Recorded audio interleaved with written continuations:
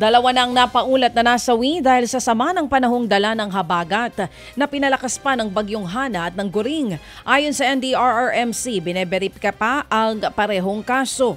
Isa naman ang naitalang sugatan habang may isa pa ring nawawala.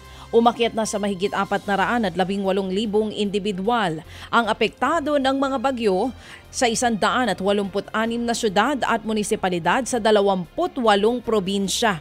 Sumampa naman sa 500 ang bilang ng mga bahay na napinsala. Nag-iwan din ang bagyo ng 130 milyong pisong halaga ng pinsala sa infrastruktura. Halos 700 milyong piso naman ang pinsala sa agrikultura na iniwan ng bagyong Goring at habagat na pinalakas nito. Apektado ang kabuhayan ng mahigit 24,000 magsasaka.